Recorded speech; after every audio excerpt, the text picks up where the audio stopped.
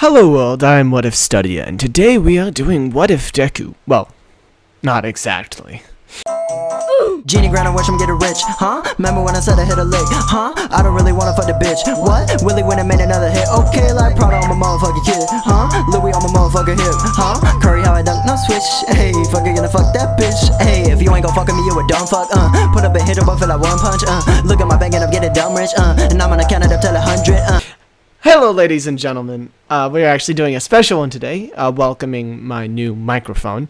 We're going to be doing a story, actually, not much different than the What If Dekus that we usually do. This story will start out as the legend of Farsit. Now, the man named of Farsit was a farmer, a local lord of the farmers. Very poor for his stature, however, he cared over the people below him. Very benevolent of him, he, made his own manor.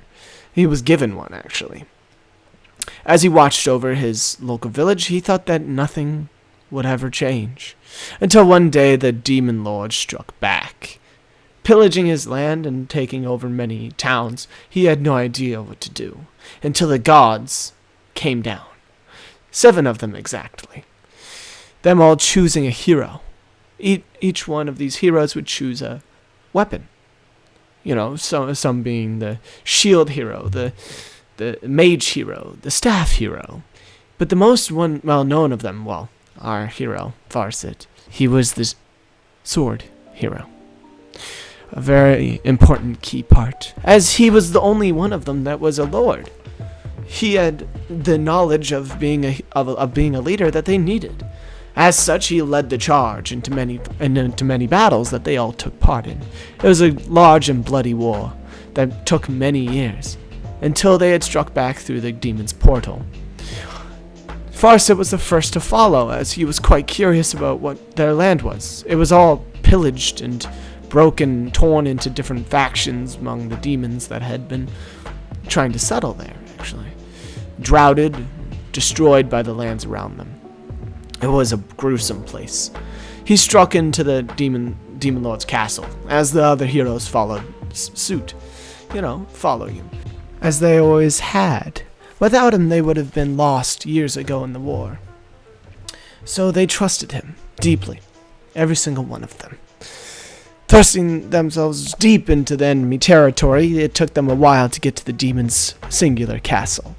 Meanwhile,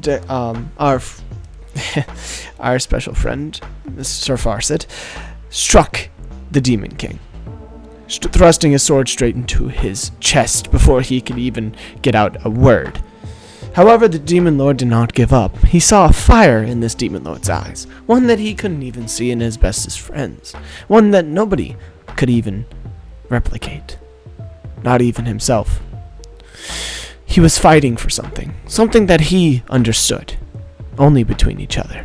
The Demon Lord struck his sword up, destroying it, and groveling down, trying to pick up his own, striking again and again, but only missing by this point. He was alone, destroyed, and beaten. He almost didn't want to kill the Demon Lord. Demon King, I mean. Until, the archer hero just killed him for him, striking an arrow straight through the Demon King's heart, killing him instantly. As Farsit had realized that, this was a war, and he had to finish it. He strikes his sword straight through the guy's heart, killing him, making sure of it. As he walks throughout the chambers, he looks for the gold, as of course the gods had claimed that all the gold had been hoarded by the demons. However, he found none, and none except some crying coming from a room. As he kicks down the door, he finds the Demon Lord's wife, the Queen, and 2 kids that he had. They were groveling in the corner. She begged for his forgiveness and to not get killed. As he walks out and locks the door behind him, he was sweating profusely. He didn't understand that he had to kill innocents like this. But they weren't innocent. They were demons, right? This echoed throughout his brain. He could not think of killing them. until the gods rang through his ears, saying, "Good job." As he's like, "Good job for what? We've been killing innocents this whole time." As suddenly they're teleported up into the sky. He looks around to see the blood on his friends that he had made along the way. All 7 of the heroes there together. The shield hero says that he had killed the final parts of the Demon Lord's army, fully finishing their quest given to them by the gods. And just then the gods teleported in, showing themselves to their own heroes that they had chosen and congratulating them. However, when he turns around, he sees his god, Gaia, the strongest of all. She holds out his reward, but by this point he doesn't even care. The golden riches can wait. He says he only wants one thing, a question answered. She says, "Of course, why not? If it's not the gold you want, then I'm willing to hear." As he asks his question, she opens her eyes wide, and suddenly he's struck down from the clouds, down to the earth. The rest of his heroes looking down in horror as they look back to see the gods in shock of Gaia's actions. Gaia says, "I'll smite you all, I don't even care anymore." As suddenly vines come up into the ground, into the clouds, cementing all of the heroes and gods into the ground, crushing them underneath its weight, killing some of the gods and the heroes, but mostly cementing them in stone. She had casted her most powerful ability, Medusa's Stare. As she almost laughs at the point that she looks down to the ground where she had cursed Farsit. She strikes down to the ground, hunting down Farsit, until he gets into his mansion. As he boards up the gate and all of his servants rush to him, he casts the last of his power to use Structural Gate.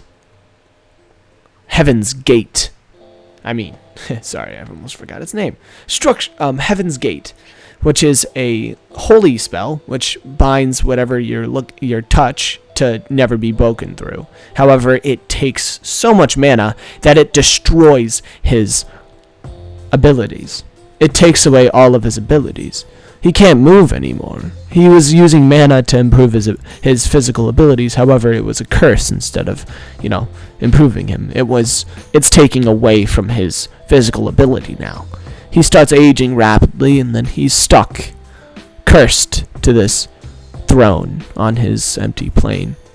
His wife, however, being the only one to stay by him, with his servants too. Soon, his wife was to give birth. Thank you so much for sticking around for this listening. This was only part 1 though, so if you want to watch part 2, click the links above. In the middle, wherever, really. But yeah, just make sure to check that out. And thank you for watching this. I'll see you guys.